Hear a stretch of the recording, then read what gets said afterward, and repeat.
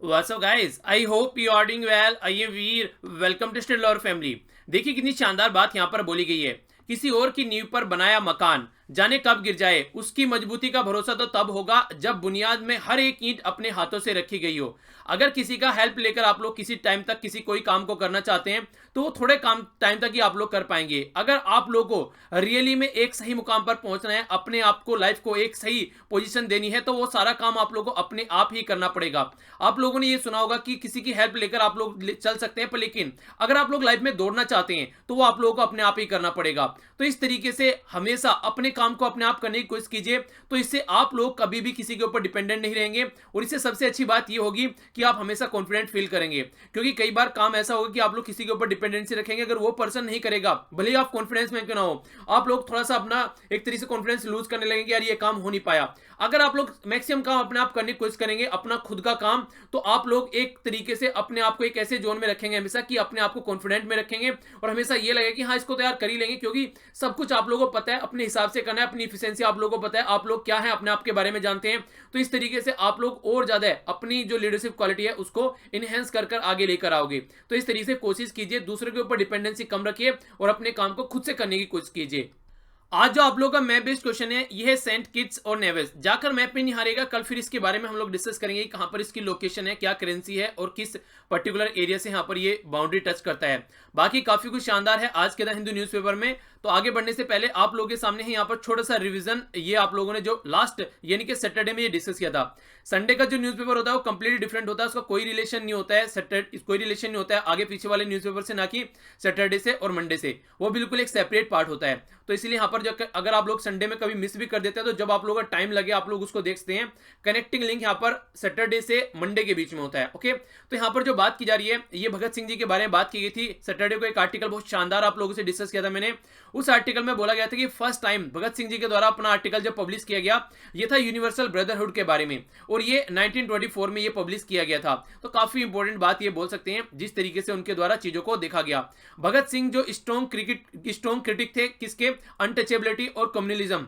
यानी कि वो नहीं चाहते थे हमारी सोसाइटी में ये दो चीजें रहें जो कि सोसाइटी को एक प्रोग्रेसिव सोसाइटी होने से रोकते हैं और कहीं ना कहीं एक नेशन को एक अच्छा नेशन बनने से भी ये रोकते हैं. इसी के साथ में उनका जो आइडिया था वो यहाँ पे प्लुरल और इंक्लूसिव सोसाइटी को लेकर चलते थे. यानी कि वो एक तरीके से इस तरीके सिटीजन बनना चाह रहे थे या इस तरीके सिटीजन थे भी कि वो एक तरीके सबको साथ में लेकर चलना चाहते थे. तो इसीलिए उन्होंने अपनी जो जो उन्होंने फाउंड की यहाँ पर ये सभा, इसका था नौजवान भारत सभा. इसमें जो इसका मैनिफेस्टो इनके द्वारा रखा गया वो ये कुछ ऐसा ही था ताकि यहाँ पर एक तरीके से सोसाइटी को मिलाकर रखा जा सके. यानी कि जो भी अंधविश्वास होता है और कट्टरता होती है उसको साइड में रखने को बोला गया. सुपरस्टिशन जो होता है और यहाँ पर बिगोट्री जो होती है इसको बोला गया कि साइड में उठाकर फेंकना है, क्योंकि ये एक कंट्री एक नेशन की जो प्रोग्रेस होती है उसको रोकते हैं. मारुति सुजुकी कि जो हाईएस्ट यहाँ पर सेल होने वाली जो कार है ये है यहाँ पर ऑल्टो. ये भी हम लोगों ने पढ़ा था. इटली है यहाँ पर G7 कंट्री की वो कंट्री जिसने वन रोड वन बेल्ट वाले कॉन्सेप्ट में पार्टिसिपेट करने की बात की है, और ये टेम्परेरी है, ऐसा नहीं है कि ये बाइंडिंग है. ओके, हो सकता है फ्यूचर में इसके ऊपर प्रेशर डाला जाए तो इसको छोड़ सकता है. इसी के साथ में हमारी कंट्री में इंडियन फॉरेस्ट एक्ट 1927 को चेंज कर इसको नया एक्ट में कुछ इंट्रोड्यूस करने की बात की जा रही है, ताकि जो फॉरेस्ट ऑफिसर है या फॉरेस्ट का जो स्टाफ है जो कि यहाँ पर केयर करता है फॉरेस्ट की, उनको पावर दी जा सके. तो ये काफी इंपॉर्टेंट है, इसके बारे में आप लोग आइडिया रख सकते हैं.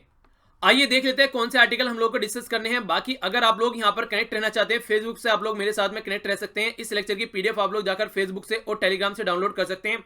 सारे लिंक वीडियो के नीचे डिस्क्रिप्शन बॉक्स में आप लोग को मिल जाएंगे. सबसे पहले यहाँ पर ये जो वाला आर्टिकल है, बड़े वाला आर्टिकल, काफी इंपॉर्टेंट आर्टिकल है. सेंटर और स्टेट के रिलेशन के बारे में बात की जा रही है, वो भी इकोनॉमिक पॉइंट ऑफ व्यू से.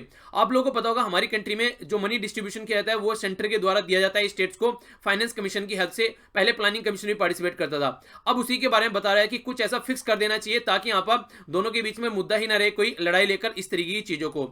यूएसए और इंडिया के बीच में जो ट्रेड की बात चल रही है तो आर्टिकल इसके ऊपर भी हम लोग नजर डालेंगे आखिर क्या क्या मुद्दे यहाँ पर हैं, तो देखेंगे क्या क्या बातें हैं.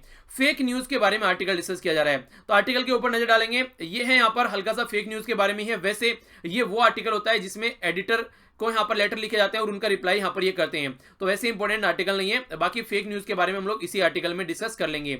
आज की डेट में कई सारे एडिक्शन होते हैं, खासकर अगर आप लोग देखें ये शराब वगैरह या फिर कोई दवाइयां वगैरह खाने स्टार्ट कर देते हैं तो मेन रीजन उसका क्या होता है यहाँ पर ये बताने की कोशिश की गई है और उसका सोल्यूशन क्या हो सकता है इसके ऊपर भी यहाँ पर नजर डाली गई है. नेक्स्ट जो एक छोटा सा यहाँ पर डेटा पॉइंट है, ये इलेक्शन के बारे में नजर, यहाँ पर इलेक्शन के बारे में थोड़ा सा नजर डाल रहा है, वैसे ज्यादा इंपॉर्टेंट नहीं है, देख लेंगे हल्का फुल्का सा। इसके अलावा यहाँ पर ये जो ऊपर वाला आर्टिकल है, ये आर्टिकल है तमिलनाडु की पॉलिटिक्स के बारे में। यहाँ पर खासकर पॉलिटिक्स के बारे में और थोड़ा सा यहाँ पर जुडिशरी की बात की जा रही है। देखिए होता क्या है, नॉर्मली अगर देखा जाए, आप लोग किसी भी बड़ी बड़ी डिग्नेटरी का नाम ले ले, नॉर्मली अगर केस चल रहा होता है उनके खिलाफ, तो बहुत रेयरली केस ऐसे होते हैं कि पकड़ा जाए कोई, नॉर्मली छुट्टी जाते हैं। पर लेकिन अभी तमिलनाडु में जो केस निकल कर आया, उसमें क्या कंडीशन देखने को मिली, जो एक्यूज पाए गए हैं वो काफी मेन पार्टी से कनेक्टेड लोग हैं वहां पर, वो एक्यूज पाए गए हैं और उनको सजा भी सुनाई गई है। तो कहीं ना कहीं जो एक पैटर्न चला हुआ आता था कि हाँ जुडिशरी के जो केस चले गए उससे छुट के बाहर निकल ही जाएंगे, वो सिचुएशन यहाँ पर देखने को नहीं मिली। यहाँ पर कंडीशन ये निकल के आई कि हाँ अभी उनको भी इस तरीके से ट्रीट किया गया जैसे कि एक कॉमन आदमी को ट्रीट किया जाता है। तो ये एक पैटर्न यहाँ पर निकल कर आया चेंज, जो कि एक अच्छी बात यहाँ पर बोली जा रही है। तो कंडीशन क्या थी, यहाँ पर मदुरई में ऑफिस था यहाँ पर दिनाकरन का, उसके वहां पर ऑफिस में आग लगा दी गई, कई सारे लोगों की जान चली गई थी। तो 2007 का ये केस चल रहा था। जो आग लगाई गई थी उसमें पॉलिटिकली काफी एक तरीके से स्ट्रॉन्ग पर्सनैलिटी थे, वो भी यहाँ पर स्टालिन के जो भाई थे वो थे, यानी कि जो डीएमके के जो लीडर थे यहाँ पर, उसके जो बेटे वो यहाँ पर इसमें संलिप्त पाए गए। तो 2007 से केस चला हुआ था। अब मद्रास हाईकोर्ट के द्वारा उनको गिल्टी करार दिया गया है और सजा भी सुनाई गई है। तो एक पॉजिटिव रिजल्ट आप लोग बोल सकते हैं। ये आर्टिकल है यहाँ पर आईपीएल के बारे में।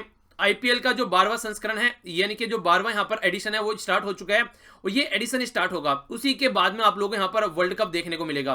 यानी कि जो ये एक तरीके से सीरीज चली हुई आ रही है यहाँ पर, पहले यहाँ पर ये हो गया आईपीएल चलेगा, उसके बाद में फिर वर्ल्ड कप स्टार्ट होगा आप लोगों का। तो ये सीरीज जो चली हुई आ रही है, बहुत सारे ऐसे प्लेयर हैं जैसे विराट कोहली जी का नाम यहाँ पर लिया गया है कि ये कंटिन्यूसली खेले जा रहे हैं। कहीं ना कहीं थोड़ा इनको टाइम देना चाहिए था वर्ल्ड कप से पहले रिकवरी का, ताकि एक अच्छी लेवल की परफॉर्मेंस यहाँ पर निकल कर आ सकती, पर लेकिन ऐसा कुछ देखने को नहीं मिल रहा है। तो यही तमाम मुद्दे हैं यहाँ पर, तो हल्का सा आइडिया रखिएगा। और फिर से मैं आप लोगों को बोलना चाहूंगा, यहाँ पर आईपीएल के चक्कर में पढ़कर अपना टाइम बर्बाद मत कीजिएगा।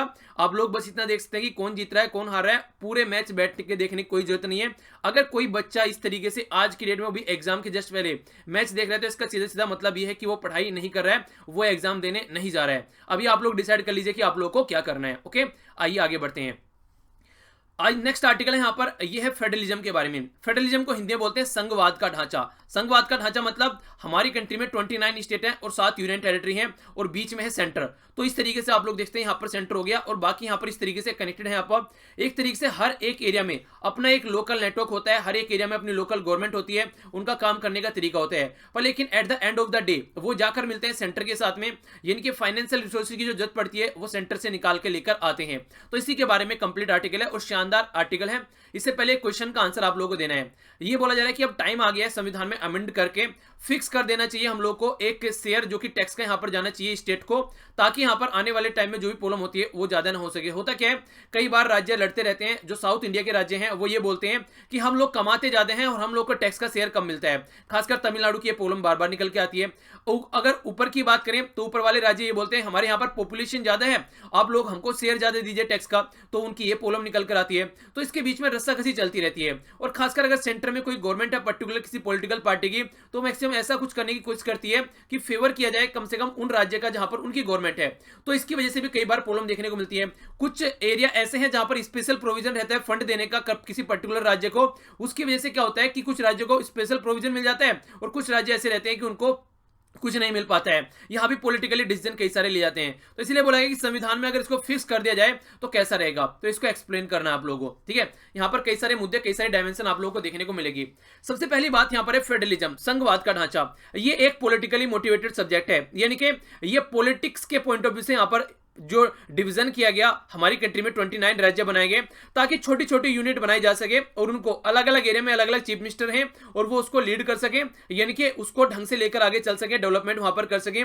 एक पॉलिटिकली डिस्ट्रक्टेड यूनिट यहां पर बनाई गई, यानी कि पॉलिटिकली डिस्ट्रीब्यूट यहां पर किया गया। ये फंडा देखने को मिला फेडरलिज्म का कॉन्सेप्ट। तो यहां से बात आई फेडरलिज्म के कॉन्सेप्ट की निकल के एक इफिशिएंट गवर्नमेंट बनाने के लिए, ताकि अच्छे लेवल पर यहां पर एक अच्छा एक जो भी बेसिक कम्युनिटीज है उनको प्रोवाइड कराया जा सके ग्राउंड लेवल पर जाकर, और पॉलिसी मैटर भी ढंग से डेवलप किए जा सके।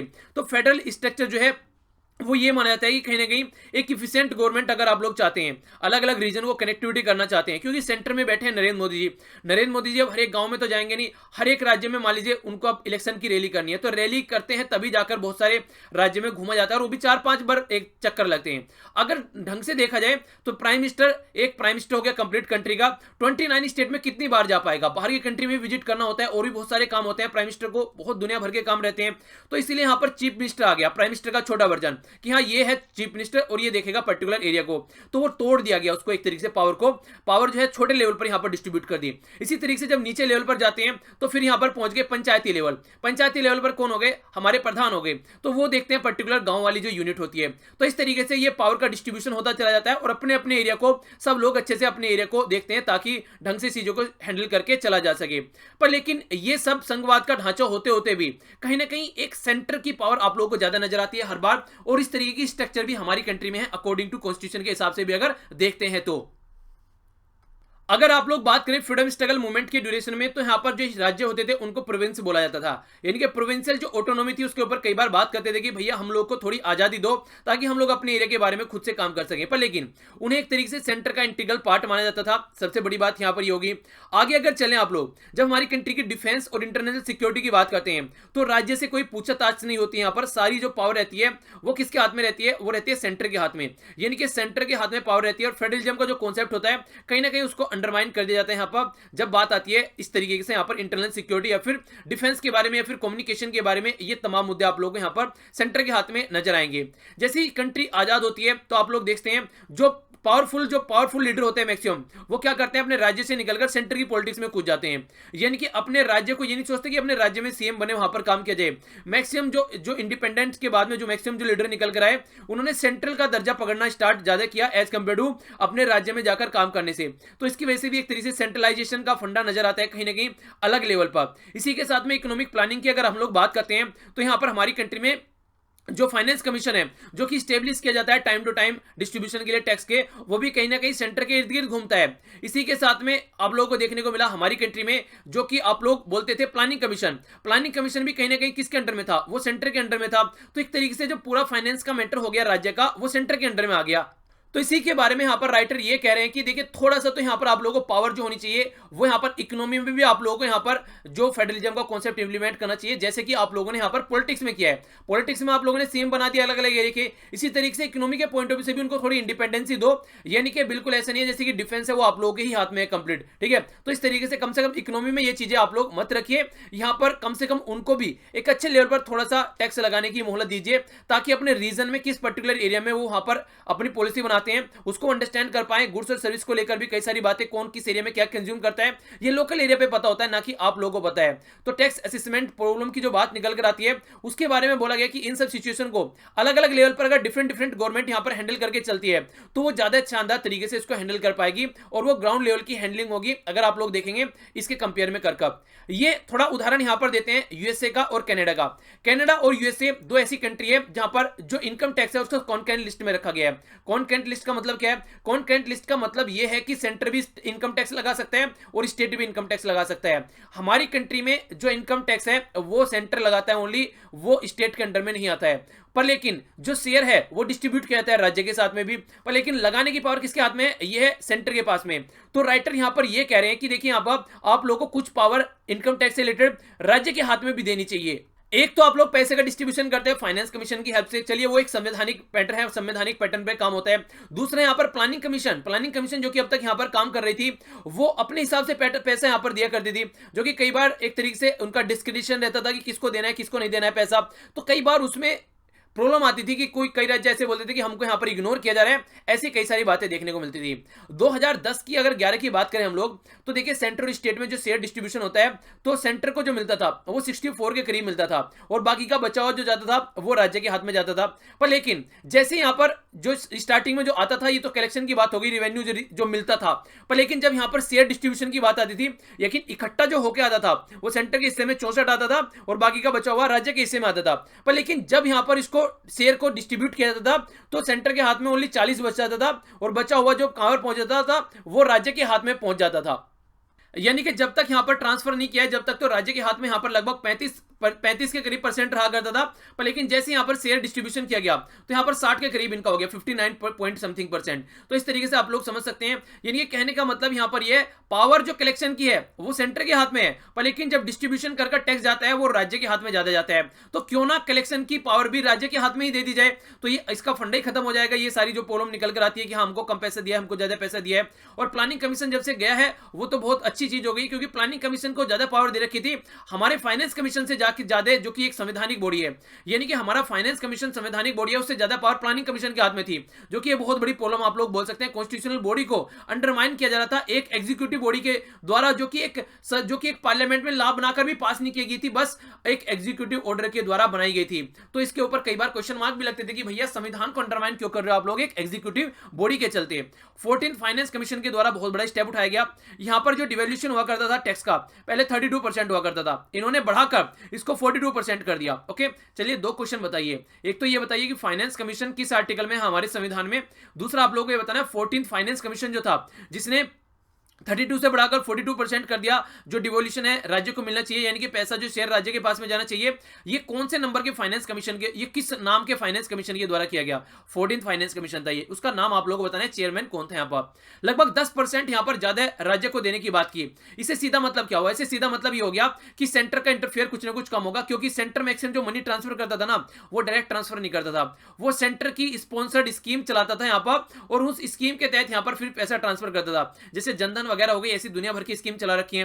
पर लेकिन उससे पंगा क्या आता था? उससे पंगा ये आता था, मान लीजिए जनधन स्कीम चला रखी है, हर एक पोस्टर पर नरेंद्र मोदी जी की फोटो रहेगी और वो किसी पर्टिकुलर एरिया में किसी घर पे जाएगा, भले ही वो स्कीम होते हुए राज्य गवर्नमेंट के थ्रू जा रही है, पर लेकिन फोटो उस पर किसकी है? प्राइम मिनिस्टर नरेंद्र मोदी जी की है। तो सब क्या सोचेंगे? सब ये सोचेंगे कि यार स्टेट गवर्नमेंट तो कुछ ही कर ही नहीं रही है, सारा काम तो यहाँ पर सेंट्रल गवर्नमेंट कर रही है। तो इसकी वजह से भी जो हमारी डेमोक्रेसी है, खासकर जो ग्राउंड लेवल पर, उसके ऊपर इंपैक्ट पड़ता था। और कई सारे राज्य इसको बोलते भी थे कि सर ये गलत बात हो रही है, कम से कम चीफ मिनिस्टर की भी फोटो उसके ऊपर लगाओ, मोदी जी की फोटो लगा रखी है बस आप लोगों ने। ये तो गलत तरीका है, कहीं ना कहीं एक तरीके से ये लोगों को लुभाने का एक तरीका हो गया, यानी कि हमको इग्नोर किया जा रहा है। ये कई सारे राज्य के द्वारा बोला भी गया था, तो उसको भी चलती ये भी एक प्रॉब्लम निकल कर आती है। अगर राज्य अपनी स्कीम खुद बनाएगा, अपने एरिया में कैसे इंप्लीमेंट करनी है खुद देखेगा, तो देखिए ये जो प्रॉब्लम आती है निकल के, ये काफी कम हो जाएगी।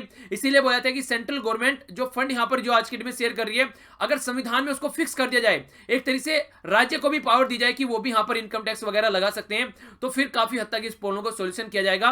और एक सेंट्रलाइज प्लानिंग जो यहां पर चलती है हमारी कंट्री में, उसको फेडरलिज्म के तौर पर यहां पर हम लोग को लेकर चलना चाहिए, ना कि सेंट्रल की फॉर्म में। नीति आयोग का कॉन्सेप्ट भी यही है। नीति आयोग जो आया वो यही लेकर आया कि आप लोग जो है ये बॉटम अप अप्रोच लेकर आए हैं, यानी कि नीचे से आप लोग बताइए हम लोग को क्या प्लानिंग कर रहे हैं, हम लोग फिर उस बेस पर आप लोगों को बताएंगे कैसे इसको इंप्लीमेंट किया जा सकता है। तो ये जो कॉन्सेप्ट निकल कर आया, ये इसका फंडा भी यही था कि ऐसे लेकर आप लोगों को चलना है। अगर हमारी कंट्री में एग्रीकल्चर डिस्ट्रेस होता है तो सेंट्रल गवर्नमेंट के ऊपर उसकी जिम्मेदारी आती है, पर लेकिन एक्चुअल में जो एग्रीकल्चर है वो राज्य के अंडर में आता है, यानी कि वो एक तरीके से स्टेट लिस्ट का सब्जेक्ट है, पर लेकिन काम कौन कर रहे हैं यहाँ पर? सेंट्रल गवर्नमेंट की बात आती है कई बार निकलकर। तो इस तरीके से रिस्पांसिबिलिटी है वो सेंट्रल और स्टेट की दोनों को अगर आप लोगों को लेकर चलनी है, तो कहीं ना कहीं एक निर्धारित यहां पर हो जाना चाहिए कि संविधान में पर्टिकुलर एरिया में किस किस का पर्टिकुलर फिक्स कितना रेवेन्यू जाना है। फाइनेंस कमीशन की अगर बात करें से 14 फाइनेंस कमीशन की हम लोगों ने बात की, तो कहीं ना कहीं इससे पहले प्लानिंग कमीशन भी काफी हद तक यहां पर अपना पार्टिसिपेट करती थी। फाइनेंस कमीशन इतना काम नहीं करता जितना प्लानिंग कमीशन करती थी, पर लेकिन 14 फाइनेंस कमीशन ने काफी हद तक यहां पर काम किया और प्लानिंग कमीशन को यहां पर वॉश आउट कर दिया गया, नीति आयोग के द्वारा उसको रिप्लेस कर दिया गया। तो काफी हद तक चीजें सही हो गई हैं आज की डेट में अगर आप लोग देखें पहले के कंपेयर में तो। और इसीलिए यहां पर जो राइटर है वो बोल रहे हैं कि 14 फाइनेंस कमीशन ने जो डिवोल्यूशन किया है यहां पर, पहले 32% हुआ करता था, अब 42% जा रहा है, तो ये एक अच्छी बात है। अब इसके साथ में कुछ ऐसी चीजें हैं जो कि हमको संविधान में फिक्स कर देनी चाहिए ताकि यहां पर प्रॉब्लम ही खत्म हो जाए। एक तो शेयर टैक्सेस का कितना होना है राज्य के लेवल पर, वो यहां पर हम लोगों को फिक्स कर देना चाहिए। दूसरा सेस और यहां पर सरचार्ज की बात की जा रही है। सरचार्ज क्या होता है? जिस तरीके से मान लीजिए इनकम टैक्स की एक लिमिट आप लोगों की क्रॉस हो जाती है, यानी कि जिस तरीके से बोला जाता है ना कि 10 करोड़ रुपए या फिर इससे ज्यादा आप लोग कमा रहे हैं तो पर एनम तो आप लोग क्या लगेगा, इतना प्लस आप लोगों का सरचार्ज लगेगा, एक्स्ट्रा टैक्स लगेगा। यानी कि एक पर्टिकुलर इनकम से ज्यादा अगर आप लोग पैसा कमा रहे हैं तो आप लोगों को सरचार्ज देना पड़ेगा। दूसरी बात यहां पर होती है, ये सेस बोलते हैं। सेस क्या होता है? एजुकेशन सेस हो गया, इन्वायरमेंट सेस हो गया, किसी पर्टिकुलर पर्पज के लिए टैक्स लगाना। दोनों में डिफरेंस है, कंफ्यूज नहीं होना है। ये पर्टिकुलर इनकम से ज्यादा अगर आप लोगों की अर्निंग हो रही है तो आप लोगों को एक्स्ट्रा टैक्स देना पड़ेगा। ये पर्टिकुलर पर्पज के लिए टैक्स लगाना बोलते हैं इसको, ठीक है? तो ये दोनों में कंफ्यूजन आप लोगों को नहीं होना चाहिए। तो ये किसका शेयर? ओनली सेंटर के हाथ में रहता है। तो ये बोला जा रहा है कि ये भी आप लोगों को शेयर करना चाहिए मैक्सिमम टाइम। इसको यहां पर एक तरीके से एक अच्छा शेयर यहां पर हो सकता है। 42% शेयर तो आप लोगों को करना ही करना चाहिए। सरचार्ज और जो सेस होता है वो भी यहां पर कहीं ना कहीं फिक्स कर देना चाहिए है संविधान में कि हाँ इतना सेंटर के पास में जाएगा और इतना स्टेट के पास में जाएगा। इसी के साथ में यूएसए और जो कनाडा है वो इनकम टैक्स को किस में रखते हैं, कॉन्करेंट लिस्ट में लगते हैं, यानी कि दोनों इनकम टैक्स लगा सकते हैं। ये पावर यहां पर राज्य को भी देनी चाहिए हम लोगों को, ताकि यहां पर राज्य के हाथ में भी और पावर आए। और ये काफी इंपॉर्टेंट भी है, सेंट्रल स्टेट दोनों मिलकर काम करेंगे तो वो ज्यादा रीजनेबल भी रहेगा यहां पर, मिलकर अगर गवर्नमेंट यहां पर काम करती है तो। और राइटर ये बोले कि मैं ऐसा नहीं बोल रहा कि आंख बंद करके आप लोगों को इसको इंप्लीमेंट कर देना चाहिए, स्टडी करो इसके बारे में, जानो समझो, और उसके बारे में जो भी प्रॉब्लम है, क्या क्या ऑल्टरनेटिव है, उनके ऊपर आप लोग नजर डालो, और उसके बाद में आप लोग कॉन्स्टिट्यूशनली इसको फिक्स कर सकते हैं, जो कि आप लोगों को सबसे ईजी मेथड लगता है। यानी कि एक तरीके से इक्वलिटी के बेस पर आप लोगों को काम लेकर चलना है। हालांकि कुछ स्टेट की लिमिटेशन है, सदर्न वाले राज्य कुछ बोलते हैं, नॉर्दर्न वाले राज्य कुछ बोलते हैं, वो प्रॉब्लम निकल के आएगा, पर लेकिन उसकी आप लोगों को ढंग से स्टडी करनी पड़ेगी, एनालिसिस करना पड़ेगा, क्राइटेरिया बैलेंस करना पड़ेगा, अनकंडीशनल जो ट्रांसफर यहां पर मनी की जाती है उसको देखना पड़ेगा क्या क्या करना है। तो ऑल फाइनेंस कमीशन के कंसर्न यही रहते हैं कई बार कि कैसे इसको हैंडल करना है, तो उसको सॉल्यूशन एक बार में निकाल दिया जाए, संविधान में फिक्स कर दिया जाए, उसके बाद में फाइनेंस कमीशन का आधे से ज्यादा बर्डन तो वैसे ही कम हो जाएगा। तो ये सजेशन यहां पर राइटर के द्वारा दिया जा रहा है। तो काफी इंपॉर्टेंट आर्टिकल आप लोग बोल सकते हैं, डायरेक्ट क्वेश्चन आ सकता है, और इस तरीके से भी इंपॉर्टेंट है क्योंकि अभी हमारी कंट्री में इस तरीके से फाइनेंस कमीशन को स्टैब्लिश किया गया है ताकि आने वाले टाइम में ढंग से रिकमेंडेशन दी जा सके, इसलिए भी यहां पर ये न्यूज में 15th फाइनेंस कमीशन अभी यहां पर जो कि एनके सिंह जी की अध्यक्षता में है वो काम कर ही रहा है, तो इसलिए भी क्वेश्चन आने के चांसेस प्रीलिम्स में भी और मेंस में भी काफी ज्यादा हैं। नेक्स्ट आर्टिकल है यहाँ पर, किस तरीके से अगर किसी पर्टिकुलर इंसान को कोई गलत आदत लग जाती है, शराब पीना या फिर इसके अलावा कोई दूसरा नशा करना, और वो इस हद तक पहुंच जाती है कि वो इंसान उसको छोड़ नहीं पा रहा है, तो ये देखिए इसका बहुत बड़ा जो रीजन रहता है वो इनके द्वारा बोला जा रहा है आइसोलेशन सोसाइटी में, यानी कि हम लोग उनको आइसोलेट कर देते हैं, वो बहुत ज्यादा डिमोटिवेट रहते हैं। ये ऐसे कुछ मुद्दे हैं जिसकी वजह से यहाँ पर ये प्रॉब्लम निकल कर आती है। बहुत सारी ऐसी स्टोरीज आप लोगों ने भी पढ़ी होगी कि हाँ ऐसा कुछ हो गया है, बहुत सारे नंबर्स ऐसे सोसाइटी में देखने को मिलते हैं, खासकर पंजाब वाले रीजन में काफी बातें ऐसी आती है, मूवी भी बन चुकी है इसके ऊपर कई सारी। तो इसीलिए यहां पर जो फंडा निकल कर आता है ये है कि उसकी जड़ जो है वो आप लोगों को पकड़नी पड़ेगी अगर आप लोग इसका सॉल्यूशन निकालना चाहते हैं। सबसे बड़ी बात बोली गई सोशली डिस्कनेक्टेड रहते हैं, इसका मतलब ये नहीं है कि सामने वाला बोले कि आप लोग सोशली डिस्कनेक्टेड है, नहीं, मेरे तो फेसबुक पे 5000 दोस्त हैं, मैं सोशली डिस्कनेक्टेड कैसे हूं?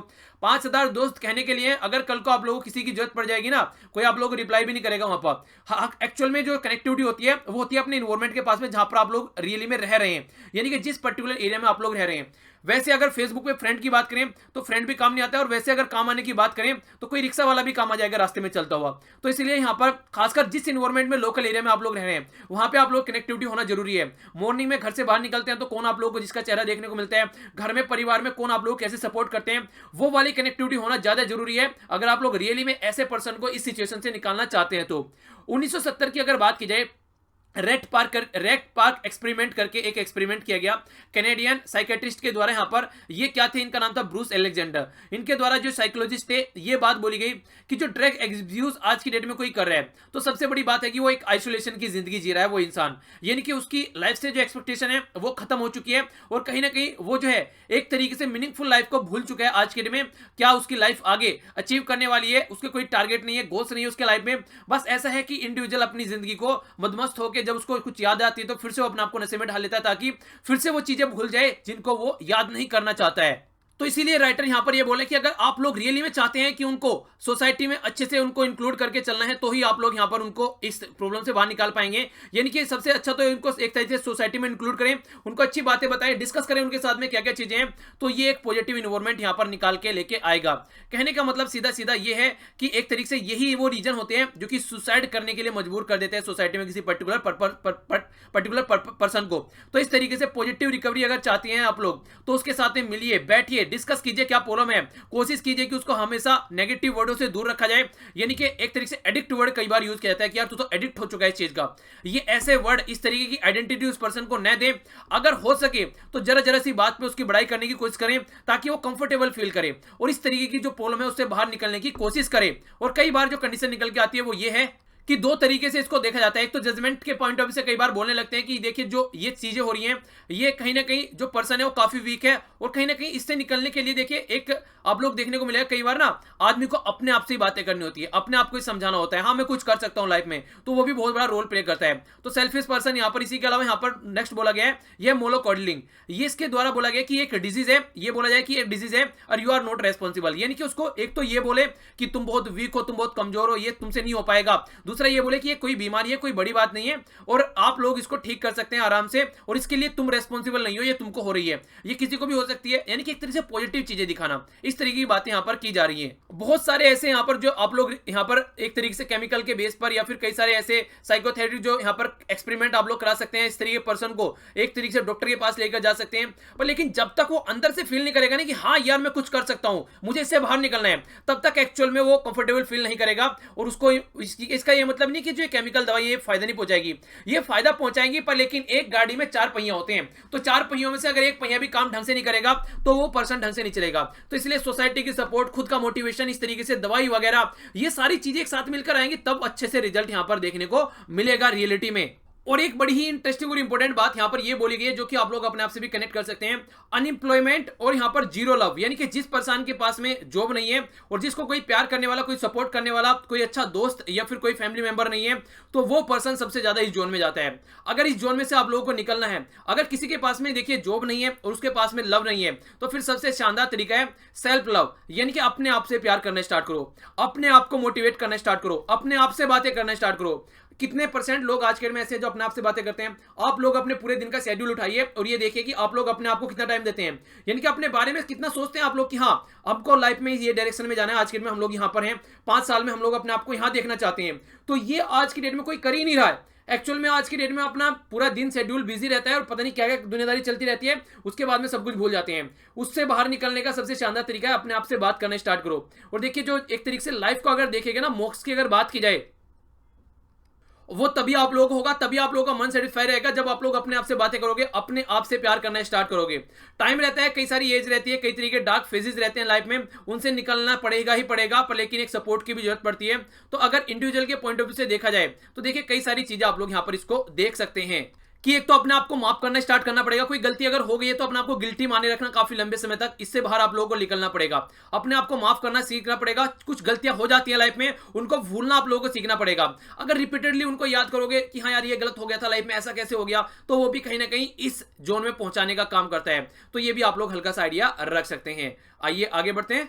नेक्स्ट आर्टिकल है यहाँ पर, ये यूएसए और इंडिया के बीच में जो जिसको बोलते हैं हम लोग जनरलाइज सिस्टम ऑफ प्रेफरेंस। ये आर्टिकल की पूरी पीपीटी मैंने बना दी है, पर लेकिन आप लोगों को ये समझाऊंगा मैं एक तरीके से, मतलब पीपीटी से नहीं समझाऊंगा, डायरेक्ट वैसे आप लोगों को बता रहा हूं। देखिए हुआ क्या है, हुआ ये है यहाँ पर कि USA, United state of America क्या करता है, बहुत सारी कंट्री को यहाँ पर जनरलाइज सिस्टम ऑफ प्रेफरेंस के तहत कुछ प्रोडक्ट ऐसे होते हैं जिन पर वो टैक्स नहीं लगाता है। उनमें से हमारी भी कंट्री एक है। हमारी कंट्री इस सिस्टम का बहुत फायदा उठा रहा है। हमारी कंट्री को इसके सिस्टम के फायदे से बहुत ज्यादा फायदा हो रहा है, खासकर यूएसए के, जिसकी वजह से आज के में हम लोग इसको एंजॉय कर पा रहे हैं और काफी अच्छा ट्रेड है हमारा यूएसए के साथ में। पर लेकिन रिसेंटली कुछ पास्ट में हुआ क्या, हमारे यहाँ पर एक तो 1 फरवरी से हम लोगों ने कुछ एफडीआई से जो रूल थे वहां पर उनको टाइट कर दिया, जिसकी वजह से जो इनकी अमेजन वगैरह है, वॉलमार्ट वगैरह है, ये कंपनी काफी प्रॉब्लम में आ गई। और खासकर वॉलमार्ट जो है वो डोनाल्ड ट्रंप के काफी करीबी हैं, जो कि वॉलमार्ट के चेयरपर्सन है। तो उन्होंने द्वारा बोला गया कि देखिए ये बहुत गलत काम हो रहा है। इसी के साथ में जो स्टेंट होती है, यानी कि जो हार्ट बाईपास कई बार सर्जरी की जाती है, वो सारी, इसके अलावा नी प्लांट जो होता है यानी कि घुटना जो होता है, वो सारी चीजें, उनके प्राइस हम लोगों ने क्या किया, कैप कर दिया, यानी कि इससे ज्यादा आप लोग इनको मार्केट में नहीं बेच सकते। और वो सारे मैक्सिमम बेचने वाली कंपनी कौन थी, यूएसए की कंपनी थी। डेयरी प्रोडक्ट की बात करें तो कई सारे ऐसे डेयरी प्रोडक्ट वगैरह हैं जो कि हम लोगों ने अपनी कंट्री के पॉइंट ऑफ व्यू से अपने किसानों को फायदा पहुंचाने के लिए ज्यादा एक्सेस यूएसए के डेयरी प्रोडक्ट को अपनी मार्केट में नहीं दिया, क्योंकि हमारी कंट्री के किसान है उनको बर्बादी होगी, क्योंकि यूएसए के प्रोडक्ट काफी सस्ते यहां पर हो जाते हैं आते, और हमारी कंट्री के जो प्रोडक्ट हैं वो उसके कंपेयर में महंगे देखने को मिलेंगे। तो इसकी वजह से हमारी कंट्री के जो खुद के प्रोडक्ट हैं वो उनको कोई नहीं खरीदेगा, जिससे प्रॉब्लम होगी किनको, हमारे किसानों को। तो उसको चलते यहां पर कई सारे ऐसे स्टेप उठाए गए।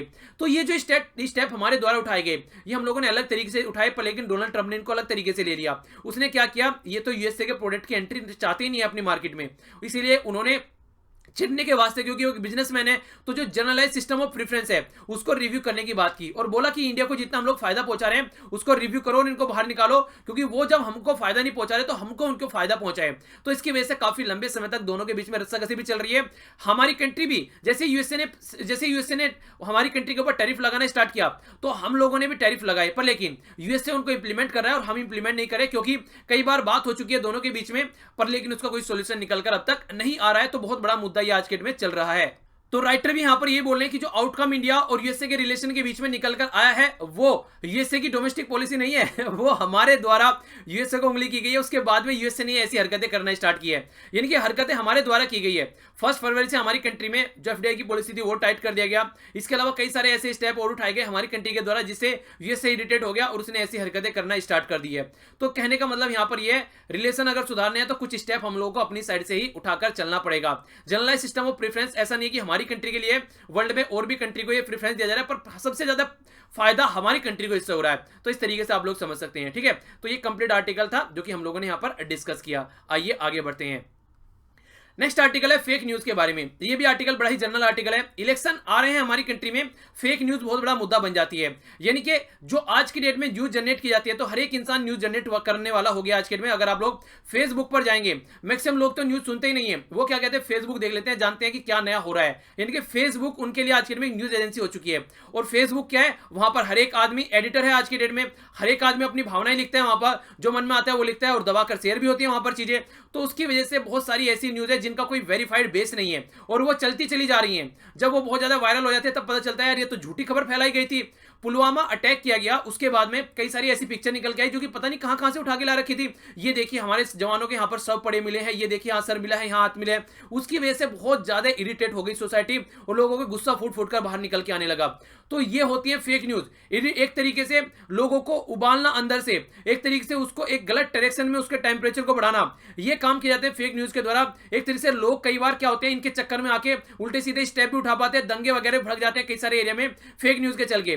फेक न्यूज बोल देंगे कि उस पर्टिकुलर एरिया में हिंदू के द्वारा मुस्लिम को मार दिया गया, उस पर्टिकुलर एरिया में मुस्लिम के द्वारा हिंदू को मार दिया गया। अब देखो क्या कमाल होता है। तो ये जो इस तरीके की जो न्यूज होती है, ये कई बार बहुत बड़ा ऐसा एक ऐसा अपना फेस तैयार कर लेते हैं जिसे सोसाइटी में लार्ज स्केल पर बहुत सारे लोगों की जान तक चली जाती हैं। तो ये मुद्दा है फेसबुक का। कई सारी डेमोक्रेसी आज के दिन इसकी वजह से खतरे में है, क्योंकि इलेक्शन के टाइम पर दुनिया भर की फेक न्यूज यहां पर आप लोगों को देखने को मिलती है। जबकि मैंने आप लोगों को बताया अभी से 40 जवान हमारे शहीद हुए, तो किस तरीके से वो कंडीशन हुई। इवन सीआरपीएफ ने आकर बोल दिया कि भैया ऐसी हरकतें मत करो, ऐसी पोस्ट जो है वो शेयर मत करो। सीआरपीएफ आगे निकल कर आया, उसने बोला कि रुक जाओ, ये सही चीजें नहीं है। जिस हमारी फोर्स के जवान शहीद हुए वो खुद आके बोल रहे हैं कि रुक जाओ। इसी के अलावा 52% लोग हमारी कंट्री में ऐसे हैं जो कि फेसबुक से, और इतने ही लगभग लोग ऐसे हैं जो कि व्हाट्सएप को एक न्यूज एजेंसी मानते हैं। और ये वो चीजें हैं जो कि कभी किसी के कंट्रोल में ही नहीं है, अपनी अपनी न्यूज सब क्रिएट कर रहे हैं भैया और फिर उसको घुमा दे रहे हैं। और तो वहीं से खुद ही न्यूज़पेपर एक नया निकल के आ जा रहे हैं। तो असलियत में वेरीफाइड न्यूज यहां पर ही नहीं है, बहुत कम है। फेक न्यूज एक बहुत बड़ा बंडल आज के डेट में बन चुका है। और देखिए ये तो हो गया सोशल मीडिया का फंडा, डिजिटल प्लेटफॉर्म का फंडा, फेसबुक व्हाट्सएप जिनकी हम लोगों ने बात की। इसी के साथ में जर्नलिज्म में भी आज के डेट में कई सारे लोग क्या होते हैं, अपनी टीआरपी बढ़ाने के लिए उल्टी सीधी हरकतें करते हैं, सनसनीखेज न्यूज निकाल के लेके आते हैं। चाहे वो सनसनीखेज न्यूज सनसनी से भरी हुई हो भी ना, फिर भी उसको सनसनीखेज न्यूज बना दिया जाता है। तो ये कंडीशन यहां पर निकल के आती है आज की डेट में। अगर बात करें हमारी कंट्री में, ऐसी बात नहीं है कि इसके ऊपर कंट्रोल करने की कोशिश नहीं की गई है। प्रेस काउंसिल ऑफ इंडिया के द्वारा इसको यहां पर एक तरीके से रोकने की कोशिश की गई है। पेड न्यूज जो होती है कई बार उनको भी यहां पर सीरियस तरीके से लेने की कोशिश की गई है, पर लेकिन एग्जैक्ट जो ग्राउंड पे रिजल्ट आता है वो उतना नहीं आ रहा है, क्योंकि इसकी वजह से कई बार डेमोक्रेसी भी अंडरमाइन की जाती है। जिस तरीके से किसी पर्टिकुलर मुद्दे को बढ़ा चढ़ाकर यहां पर सामने निकाल कर लाया जाता है और उसके बेस पर कई बार उल्टी सीधी हरकतें निकल के आती है, लोगों के माइंड को ब्रेन को वॉश करने की कोशिश की जाती है। तो ये बहुत बड़ा रोल प्ले कराते हैं। यानी कि डेमोक्रेसी का फोर्थ पिलर बोला जाता है मीडिया को। अगर मीडिया ही यहां पर एक इस तरीके की हरकतें करने लगेगी तो ये समझो किसी तरीके से गाड़ी के 4 पहिया में से एक पहिया खराब हो गया। आप सोचो कि गाड़ी कितनी दूर तक जाने वाली है। और इनकी वजह से देखिए कई सारे जो हमारी कंट्री के जो वेल स्टेब्लिश जो एक तरीके से इंस्टीट्यूशन है उनमें भी लोगों का ट्रस्ट कम होना स्टार्ट हो जाता है। यानी कि लोग जो है उनके ऊपर ट्रस्ट करना बंद कर देते हैं। और अगर जो हमारे इंस्टीट्यूशन है, खासकर जो डेमोक्रेसी के पिलर माने जाते हैं इंस्टीट्यूशन, अगर उनके ऊपर भी ट्रस्ट होना कम हो गया तो फिर देखिए फिर सिचुएशन काफी खतरनाक लेवल पर पहुंचनी स्टार्ट हो जाती है। इसी तरीके से जैसे बहुत सारे प्लेटफॉर्म है, बहुत सारी कंपनीज हैं, वो चाहे तो सिचुएशन को हैंडल कर सकती है, कंटेंट को अपने को इंप्रूव कर सकती है, पर लेकिन कई बार वो भी उस लेवल तक चीजों को नहीं कर पाती है। फिर भी इसकी वजह से मिसलीडिंग जो चीजें हैं वो बहुत ज्यादा लार्ज स्केल पर स्प्रेड होती हैं और फॉल इंफॉर्मेशन बहुत लार्ज स्केल पर देखने को मिलती है। और मैक्सिमम ये काम कौन करता है, जिसको फायदा होता है, मैक्सिमम मेजर पॉलिटिकल पार्टीज या उनके सपोर्टर जो होते हैं, जिनको ये लगता है कि इससे फायदा होने वाला है, वो इस तरीके की हरकतें मैक्सिमम आप लोगों को करते हुए यहां पर नजर आएंगे। आज की डेट में कोई पर्टिकुलर चैनल ऐसा नहीं है छोड़ के राज्यसभा को या फिर ऑल इंडिया रेडियो को आप लोग बोल दीजिए जो किसी पर्टिकुलर पार्टी का या फिर किसी पर्टिकुलर लोगों को फॉलो करके न चल रहा हो। तो इसीलिए एक इंडिविजुअल ब्रांड जिसके ऊपर ट्रस्ट किया जा सके, जिसकी हाई वैल्यूज हो, जो कि बिके न खासकर पैसों के लिए किसी पर्टिकुलर पॉलिटिकल पार्टी के लिए, कोई न्यूज़पेपर, कोई ब्रॉडकास्टर, बहुत कुछ करना है आज के डेट में हमारी कंट्री में जो मीडिया है उसको, अगर ये सिचुएशन यहाँ पर संभालनी है तो कुछ तो ऐसे बैठे हैं बस चिल्लाते हैं, जाकर वहां पर जब डिस्कशन होता है एक दूसरे के ऊपर मतलब लांछन लगाते हैं। कई सारे ऐसे डिस्कशन है जिनको मतलब कभी भी मन ही नहीं करता है खोल के, ये करता है क्या खोल लिया, वो ऐसा लगता है कि न्यूज नहीं खोला है, वहां पर आप लोगों ने कोई एंटरटेनमेंट चैनल खोल लिया है। इसलिए मैं आप लोगों को सजेस्ट करूंगा, अगर टॉपिक आप लोग कोई पर्टिकुलर देखना चाहते हैं तो आप लोग राज्यसभा टीवी सर्च किया कीजिए हमेशा। राज्यसभा टीवी बेस्ट सोर्स है जहां पर एक टॉपिक को ढंग से एनालाइज किया जाता है। इसके अलावा अगर आप लोग राज्यसभा टीवी के अलावा ऑल इंडिया रेडियो को सर्च किया कीजिए। इसके अलावा कहीं भी आप लोगों को जाने की जरूरत नहीं है। सबसे बेस्ट तरीके से सबसे हाई क्वालिफाइड जो लोग हैं वहां पर वो उन चीजों को डिस्कस करते हैं। अगर किसी भी चीज के बारे में आप लोगों के माइंड में डाउट है तो हमेशा वहीं पर जाकर आप लोगों को वो चीजें सुननी है, ठीक है। बाकी जो न्यूज़पेपर डिस्कशन है यहाँ पर, ये the Hindu newspaper best newspaper माना जाता है क्योंकि काफी वेरीफाई कर न्यूज भले इसमें लेट आए कई बार, पर लेकिन ये वेरीफाई करता है न्यूज को अच्छे से, उसके बाद में उसको न्यूज को छापता है। और कभी गलती होती है तो फिर उसको आगे आने वाले एडिशन में बता भी देता है कि यहाँ पर गलती होगी, इसको सही कर लो। तो इस तरीके से आप लोग कोई ट्रस्टेड सोर्स ही फॉलो कीजिए, तभी आप लोग यहाँ पर एक अच्छी न्यूज ला पाएंगे, ठीक है। इसीलिए बोला गया कि मीडिया को भी एक सजेशन दिया गया है काफी कुछ करने के लिए, और करो और सोल्यूशन निकालो ताकि सोसाइटी में एक अच्छी न्यूज लोगों को मिल सके। नेक्स्ट यहाँ पर एक और मुद्दा आ गया है इंडिया और पाकिस्तान के बीच में, यहाँ पर खासकर लेकर हिंदू और मुस्लिम चीजों को लेकर ही।